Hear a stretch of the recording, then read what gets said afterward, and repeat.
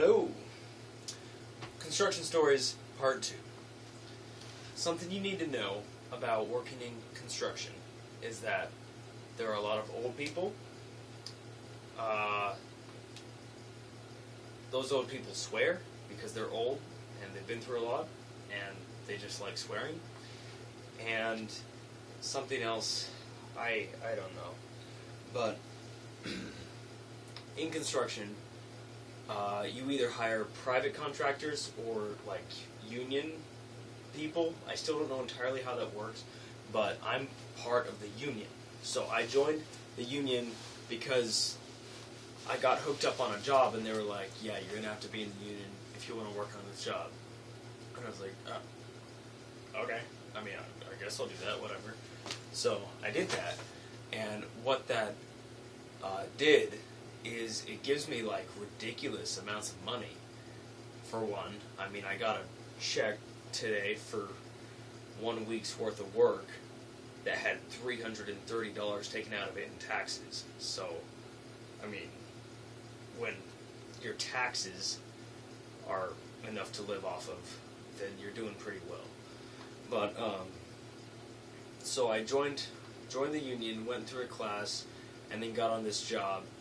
And oh yeah, so you take the class so that they know you're qualified to work, because they're like, hey, if you don't work well, we don't want you to be part of our union. And so, yeah, understandable. So you take the class, they put you through physical tests, like digging and carrying things and moving stuff and building things and blah blah blah. And oh yeah, and then you come out of it and now you're an apprentice. So you're an apprentice until you gain like 3,000 or 4,000 hours of work, and then you're a journeyman. So as you get more and more hours, your pay scale gets higher and higher. So right now I'm at 60% of what a journeyman makes, and so me, apprentice, journeyman up here. And so I'm at 60%. That's about $20 an hour. Journeymen make $35 an hour, and that's just in the laborers union. So I'm a laborer, worker, blah blah blah. And so I say all this so that you know like where I'm standing. So I'm the guy who's a noob, and I have no idea what I'm doing, and I'm like hitting stuff with a hammer, and then someone comes over and they're like, hey, you're doing that wrong. I'm like, and they're like, yeah. So this is the setup for my story. The story is that tonight, this happened tonight, and it is 2:20 right now. So I'll try to have this done in like the next 3 minutes, so I don't overshoot my 5-minute rule that I'm gonna set, which may or may not change, but I need to get like a little timer or something, because watches, that's not gonna help because my arms get waved around.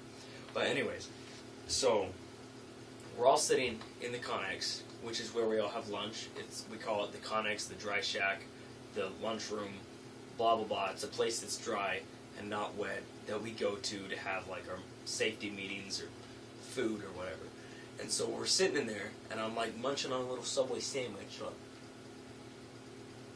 Am I doing good? Okay.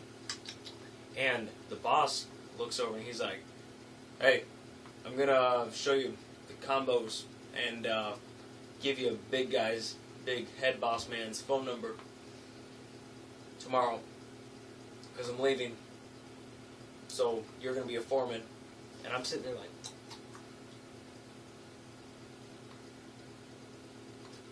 and I just keep eating my sandwich because like that's ridiculous. I'm an apprentice. I am not.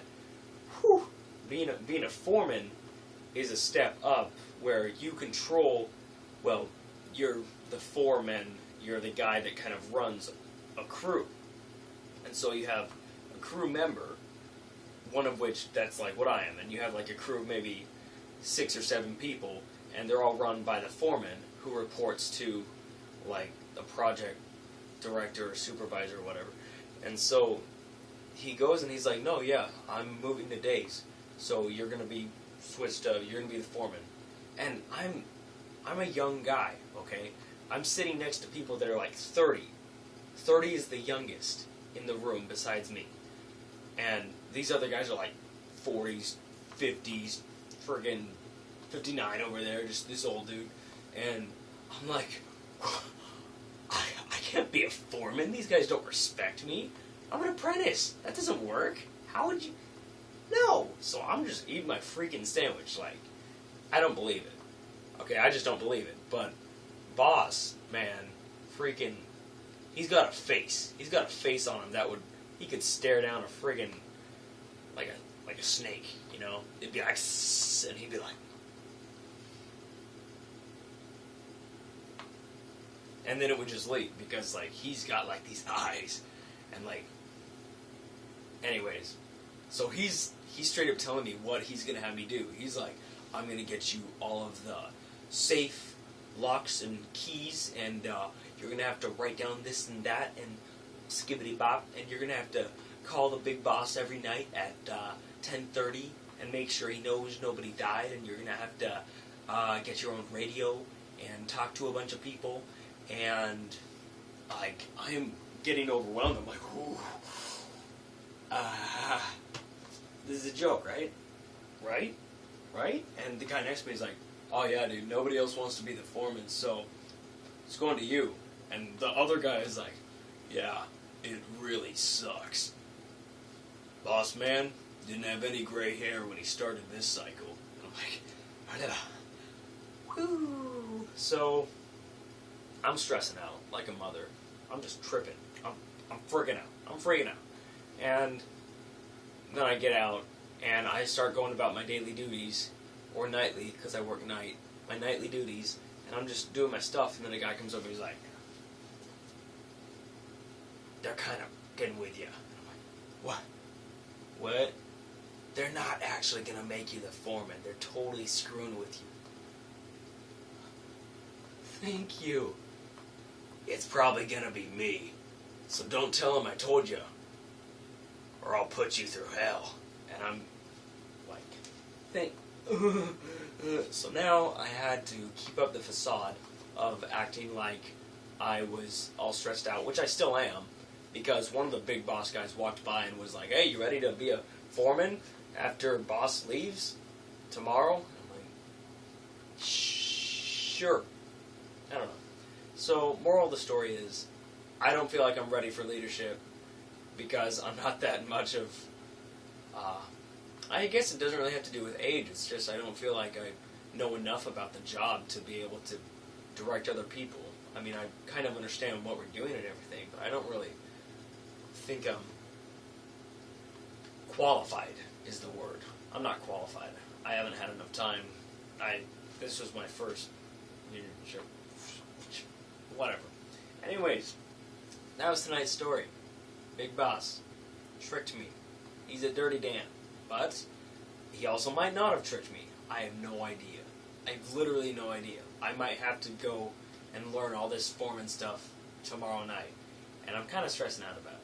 But I'm also not, because it sounds like fun, really. I mean, fun for gigs. Now it's 2:26. I need to work on my timing. Good night. I'm going to go take a shower.